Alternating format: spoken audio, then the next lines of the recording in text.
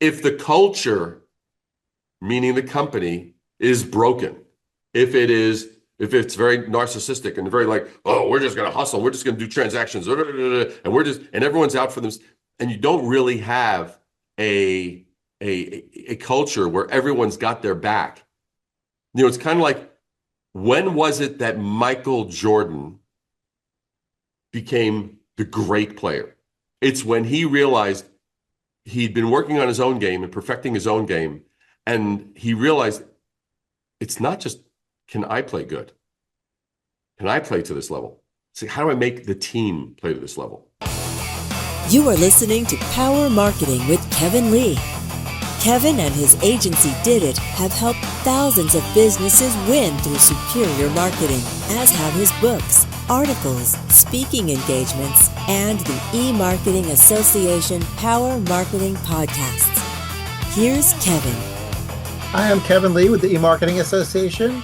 I also wear a bunch of other hats. I have an agency, Did It. I have a brand, Truth Nutrition, and an incubator, not to mention a couple of nonprofits. A lot of what folks talk about in the world of marketing is upper funnel to lower funnel, or branding versus direct response. So I'm super excited to have David Brier on as a guest. He's written 2 books on branding. So let's start with, what was the catalyst for you deciding that we needed a couple more books on branding? So you started with one, but you clearly weren't finished, and so you had to do a second book as well. Well, I'm glad you started there, because this frames it very well. So here was the interesting thing. So at the time that I decided to write the first book, which was Brand Intervention, and Damon John from Shark Tank wrote the foreword to it. When I started the book, there were about 6,500 books on branding, 6,500 books on branding. And the contrary thing was, there was not a single agreed upon definition of branding. There were all these pitches and angles and all this kind of stuff.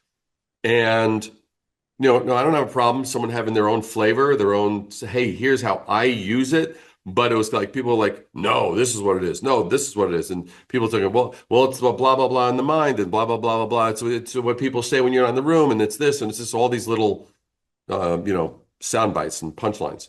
But the bottom line is that by the time that I was done, or shortly after I was done with the book, that had catapulted, there's over 25,000. I challenge anybody who's listening to this, pause what we're listening to, go to Amazon right now under books, type in branding under books, and look at what the result. It's over 25,000 books on this one tool that actually has the ability to build businesses.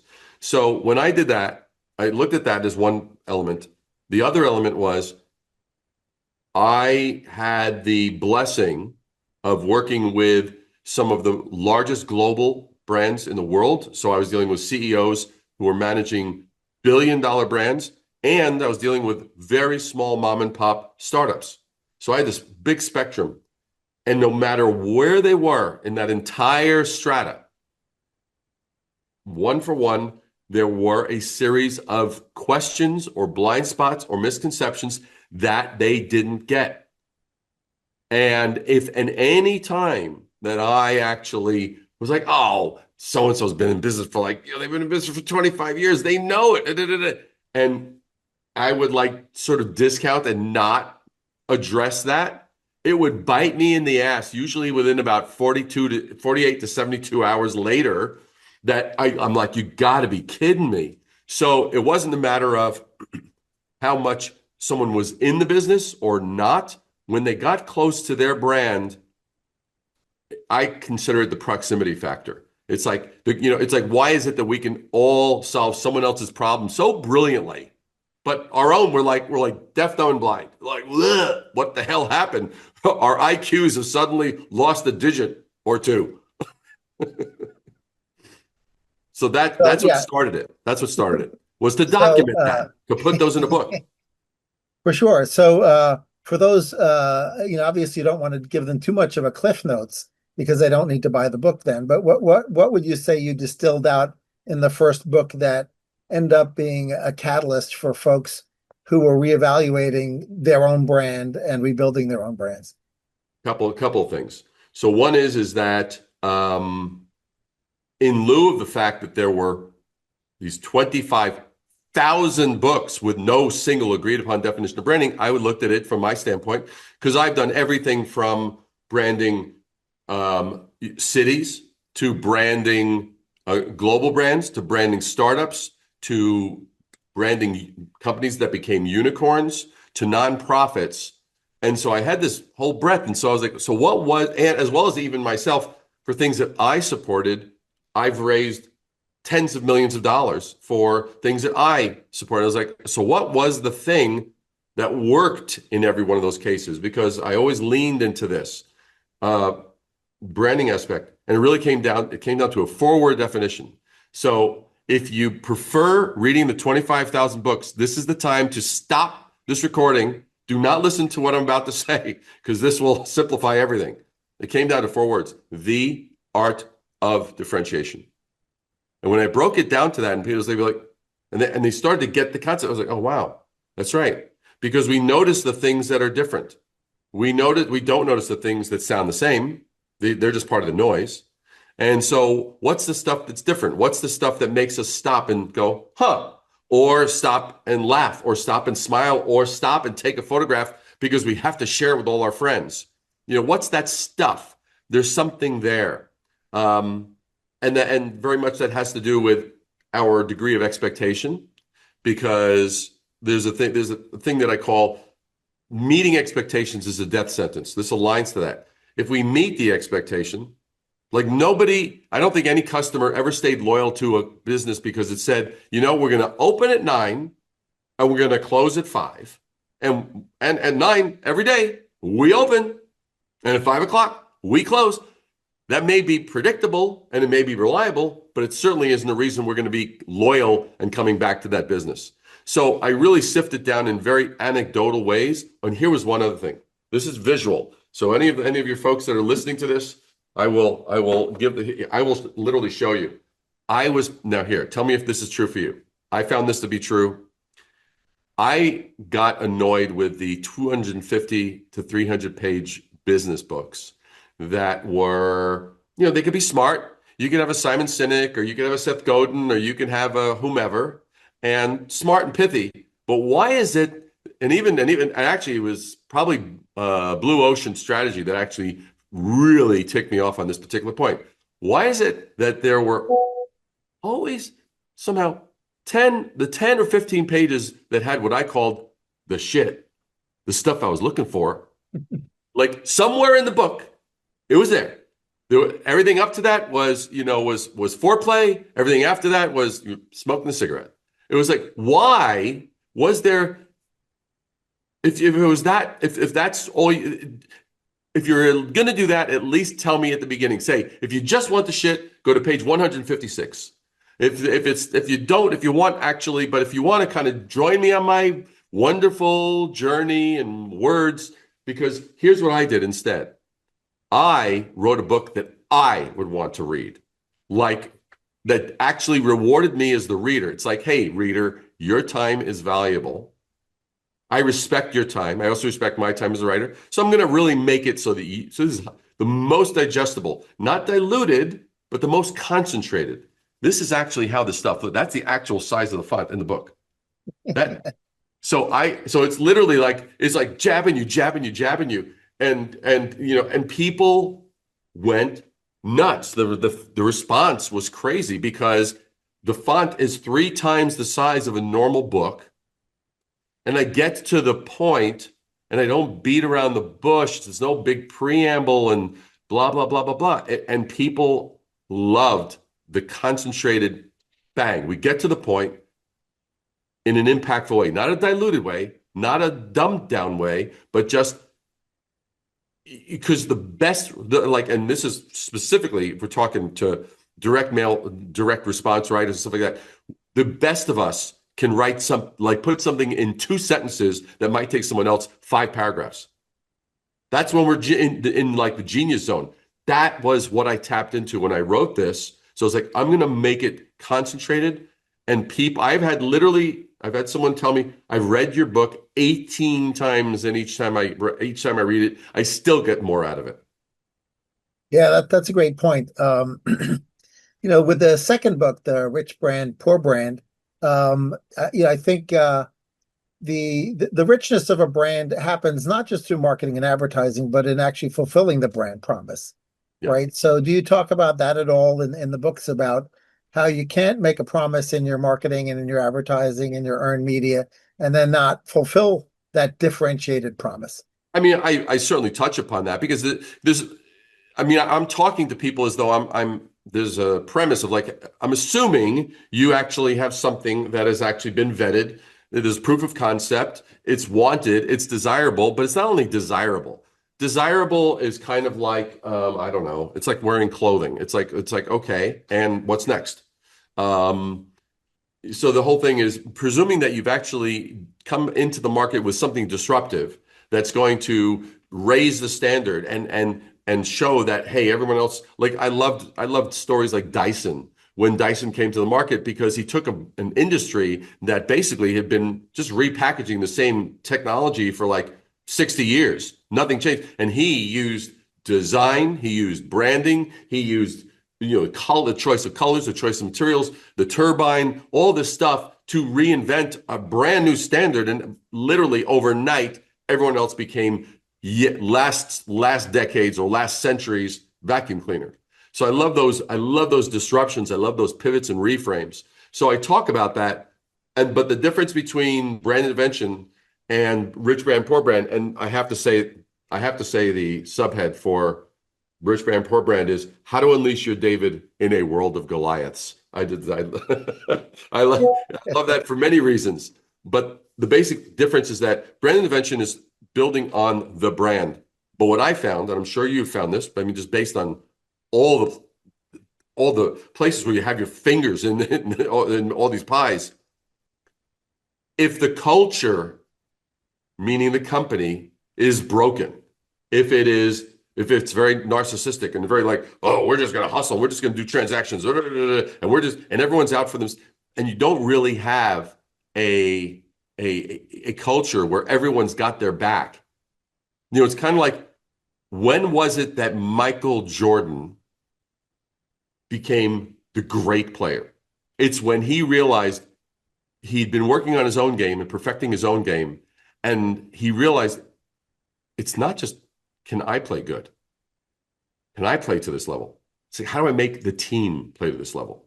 And when he made that pivot into it being about the team and not just about his game, that changed everything. And so Rich Brand, Poor Brand is literally that shift into what's the kind of mentality, mindset, but not, I don't mean in mindset because I'm not one for like going, oh, you've got to be, you've got to like be, ooly touchy feely and let's sing Kumbaya. I'm not talking about that kind of shit. And we drink, matcha tea. And I'm talking about, no, it's like, hey, you know what? I walk in and I know that this guy has my back. I know that my CEO will do anything to support me and I will equally reciprocate.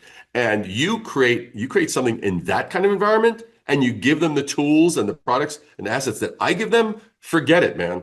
It's like that's why, like, one of my clients literally, and I think I talk about this in the book, I think. But one of my clients blew the company up. It was like amazing. He sold it. After 5 days, he calls me up. He goes, David. I said, yeah. He goes, retirement isn't for me. He goes, let's go out to lunch. And so we go out to lunch. He already was thinking of his next company. And so we sat down, he told me the name, and I said, dude, that's the worst freaking name in the history of business.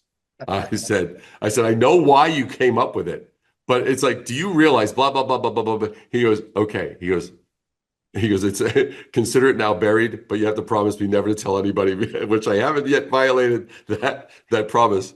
And so we created that, and that became Know Before, which became within 8 years, or a little more than 8 years, became a $4.6 billion unicorn.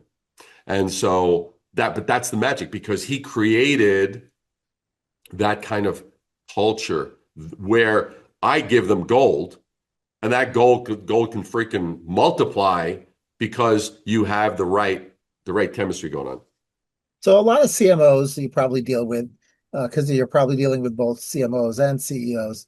Uh, they understand that like some other touch points may be broken, right? And that the team isn't necessarily rowing in the same direction, or perhaps some aren't rowing as hard as the other. And they have the Michael Jordan problem, right? They have to figure out how to teach the team to play better and show everybody that the interests are aligned. So how do you recommend they broach that in a way that will be embraced by their peers? You know, let's say CMO to CRO, for example, which in SaaS software or a bunch of other companies are publishing, you know, the Venn diagrams overlap already, right? But there are still very distinct roles that they play. Yeah. So I am one for punching someone with a velvet glove, and punching them in such a way that they say, that really felt good. Can you do it again?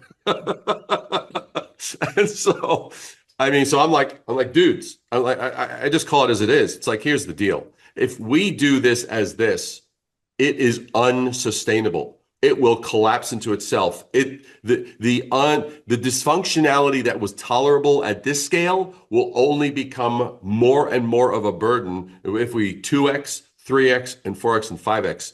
So it's not a matter of should we or could we, but it's a matter of how fast can we. Those are the kinds of conversations that I basically introduce, and I just do it bluntly, because the majority of the time I'm dealing with the CEO. Because I need to know if exactly what the vision is, one, and two, if there's blind spots at the top, and three, if there's dysfunctionality.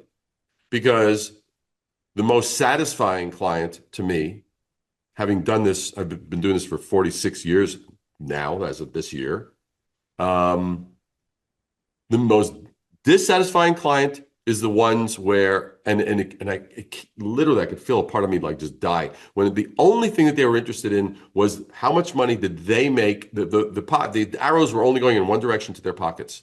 And the most satisfying was when one of my clients took me out. We went out to lunch, and he said, "David, I just want to thank you." We were mid-eating, and out of the blue, he says, "I just want to thank you." I said, "For what?" He goes, "Because of you and what we did, I was able to donate $50 million to these causes that I support."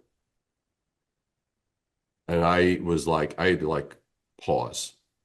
It's not a conversation. It's probably a conversation that very few people on the planet have.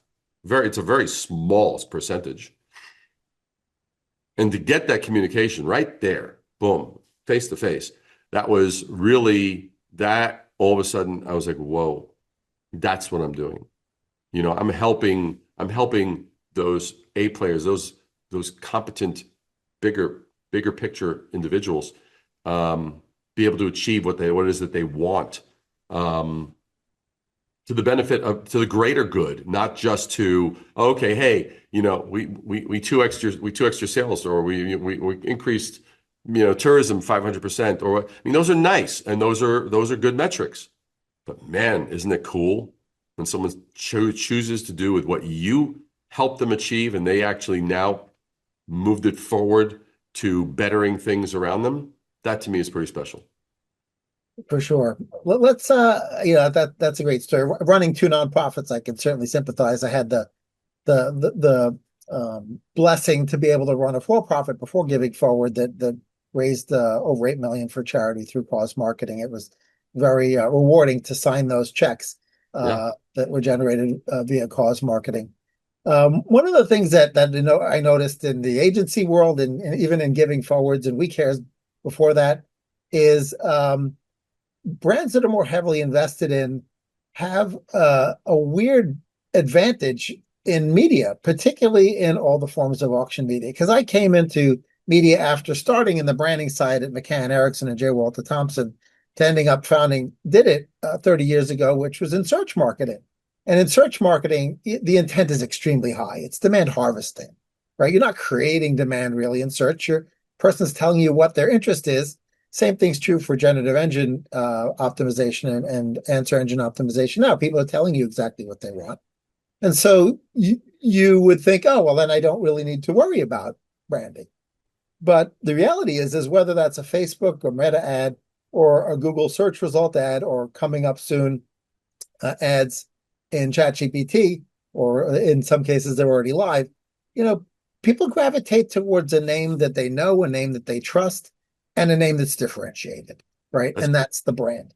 that's And right. so I feel like some CMOs are underinvesting in branding in both paid media and earned media. So for folks, when you realize that, if you're chatting with the CEO and then the CFO and the CMO come into the meeting and they're going through the marketing plan with you, what's the aha moment that they have where they realize that they're underinvesting?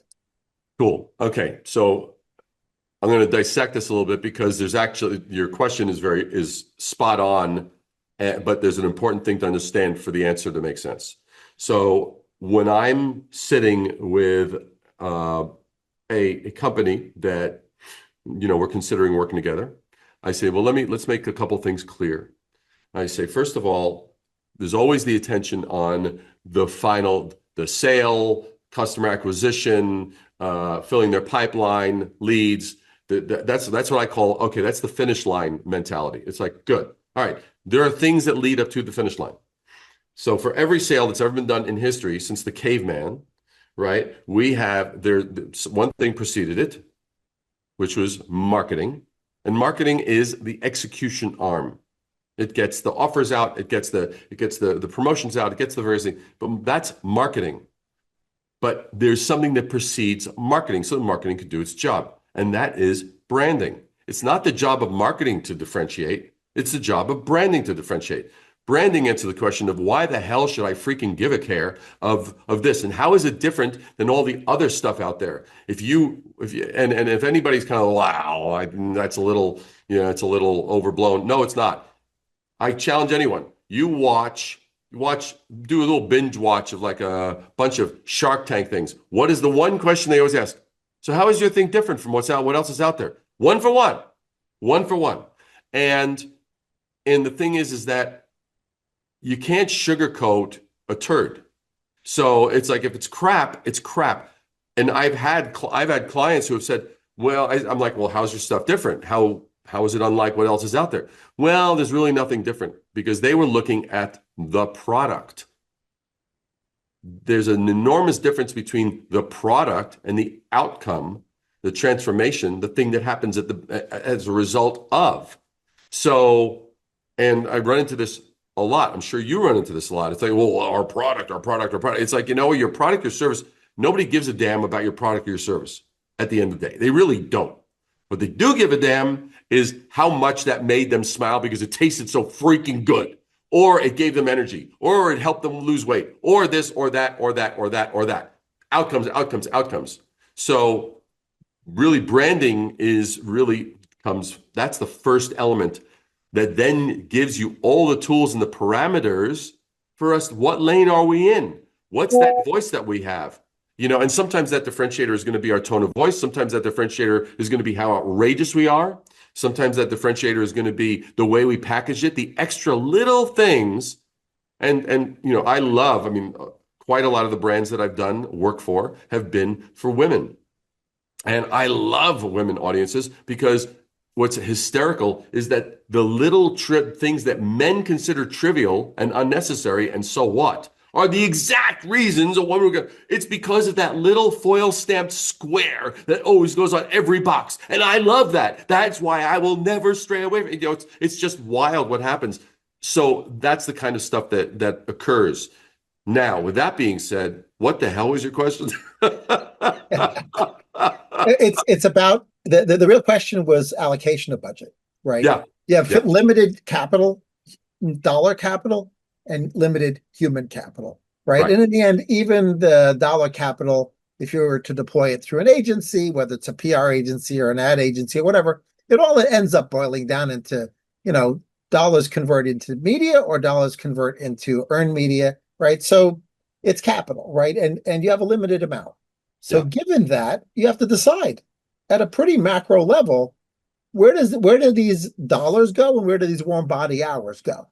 Yeah, And I find that, sometimes companies seem to succeed in spite of themselves. And if you just sort of tweak things a little bit, huge changes happen, right? So clearly they weren't really thinking it through. They weren't understanding the marginal impact, or they were just assuming, oh, I can just do demand harvesting. And actually you can get away with just demand harvesting for a while. But you reach a point where, okay, everybody who's actually looking for a, a battery charger for the um, foam maker for your Instapot or whatever. Like you run out of stuff to harvest, right? You have to put in branding that's right. dollars, and you have to get community conversations going in earned media. So how do you walk people through the thought process of deciding Yeah. where to invest?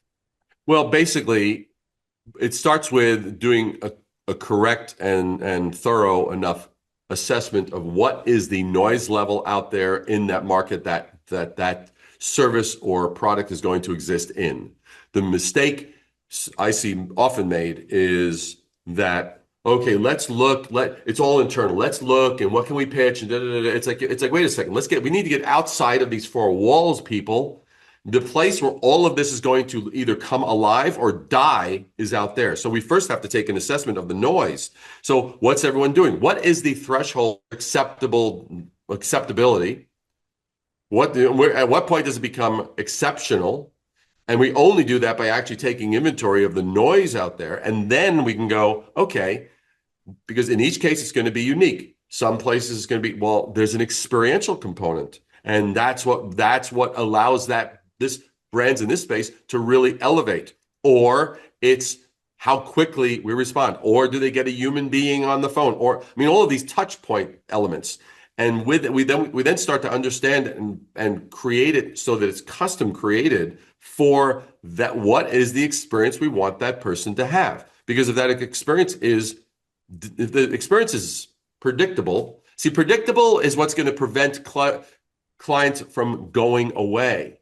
But it's the unpredictable, the exceptional, the unexpected that's going to get clients to be coming back. That's the difference. Do predictable. Oh, well, we're always on time and we're always orderly and we always deliver the right thing. And you do all that, bum, bum, bum, bum, bum, bum, and that's going to prevent clients that's going to make them, oh, okay, when I need XYZ, I go there. That's going to prevent them from going away. But what's going to get them to keep coming back is wow, every time. It's kind of like, why is it that I love shopping at Whole Foods? Is it because of the endless products and the big wide aisles? No. It's because of the fact that there's a certain quality threshold that they maintain, but I always walk around from one aisle to another, and there's always those little plastic domed little things with some surprise little thing, a sauce, a this, a chip, a blah, a blah, and they're always like giving me little elements of surprise or something surprised in the fish that they have or the meat they have, but that element of I didn't see that coming, so I'm going to not only meet my expectations, but I'm going to satisfy that discovery, the adventure element. And I do go over this pretty thoroughly in brand invention, where I talk about the knowns and the unknowns.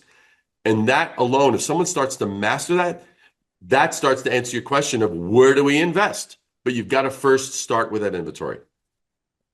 So you mentioned insights and obviously delighting of customers and the process that the brand managers all the way up to the CEO have to go through.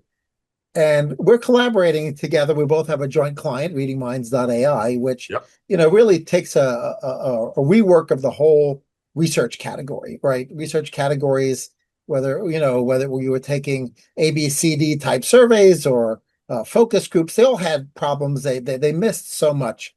Yep. And with the power of AI, you can uncover so much more. Some of it relates to market opportunity, right? As in, what's the total available market and where do we need to be positioned within that? And a whole group of brands and businesses will take advantage of Reading Minds, I'm sure, to do that.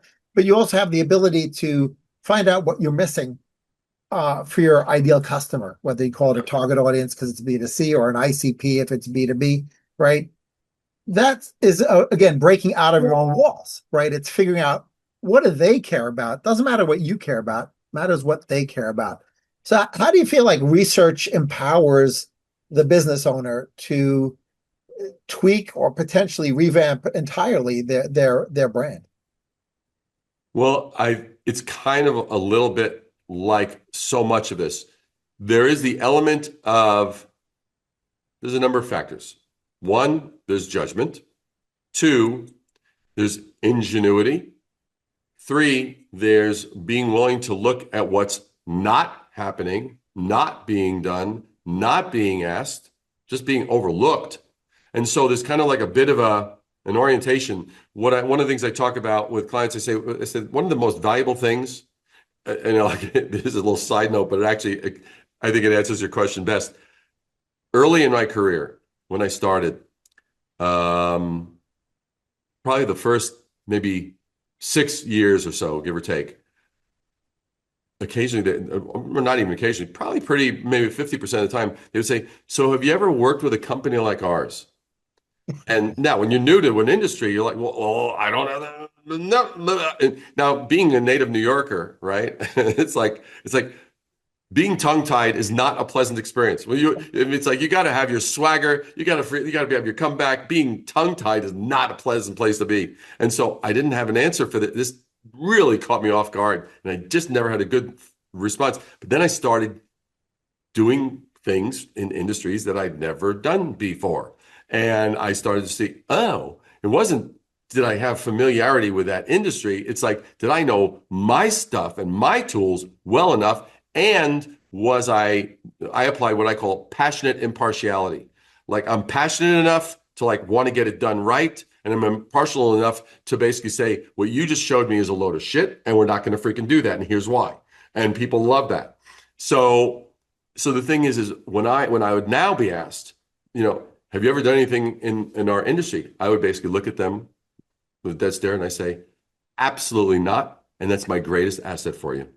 Because I don't come into this party with a preconceived notion and a bunch of templates to fit you in so that I can get this job done and get the billing done and get the invoice paid. That's not the way I work. The bottom line is my greatest asset is I have no preconceived notions about what's possible. And as a result, we're going to go places that you never even thought of. And they're like, we're in. I mean, that's it. Done deal. Well, of course, eventually we've ended up working in almost every major industry, but there's always something unique to a brand. There's always something unique to a business, and I think that's the reason we continue to get up in the morning and do what we do, right? Which Yeah, is identifying that differentiator and that's right. helping our clients leverage that to get a brand premium on their product or service, right? Because in the end, that's what the investors are looking for, is that brand premium came out of a factory that looked fairly similar or was delivered by a team that looks fairly similar, but that hotel room was triple the price, or that consumer products was 40% more expensive, right? That's really key. Exactly. Well, actually, even to that point, there was a conversation that I saw with Alex Hormozy was having it. There was a guy who has a $10 million direct to consumer skincare line. And he's like, we have a $10 million skincare line and we want to scale it to $100 million. And he goes, and how would you, but our margins are such. And he goes, would you like me to tell you what, would you like me to tell you why your margins are the margins that you have? And he goes, sure. And he goes, you don't brand. That was from Hormozy, Mr. Offerman, right? He goes like, you don't brand. He goes, and I know this because for 3.5 years, I ran into this exact barrier with one of my earliest companies, and I didn't realize the role of branding. If people aren't calling your stuff by name, if it isn't a thing that they can basically go bam, bam, bam, bam, bam, then you just fall into the category. And that's one of the things that I tell clients is that I say, look, if you're using cliches, and I talk about cliches a lot in brand intervention, a lot. I said, if you're using cliches for your brand, you're promoting your category, not your brand. That is the thing. That literally is the pivot right there. Well, we are the best, and we are the next generation, and we are and we are like great service and great people and blah blah blah blah blah. I said I'm not challenging whether it's true or not. I said you just happen to sound like everybody else. So if you sound like everybody else, you're promoting the category. You're not promoting your brand. No one will remember you. All they'll remember is, oh, they're the company. Oh, they sound like maybe they're a better flavor of all these other flavors. It's like, welcome to Baskin Robbins. Yeah, for sure. Lots of great stuff for people to digest. I really love the thing we tied up at the end because it was full circle, right? Because if they don't remember you when the search results page has 6 different brands on it, then you're not the one getting picked, right? And so if they don't see your brand in your ChatGPT result or Claude result, you're not going to be the one with the direct navigation. And if you're walking down the grocery store aisle and they're trying to decide which of the many shampoos to pick and they can't remember which one you are, you're not going to be the one that gets picked. So differentiation, back full circle, of course. Absolutely. That's right. Thanks so much for joining me, David. It's been a pleasure catching up and talking about branding. 100%, man. My pleasure. Kevin Lee's Power Marketing is available on all your favorite podcast networks. Kevin loves helping businesses excel at marketing. Having marketing challenges? Just like Santa in The Miracle on 34th Street, if Kevin can't help you, he'll know someone who can. Find him on LinkedIn, subscribe, or follow.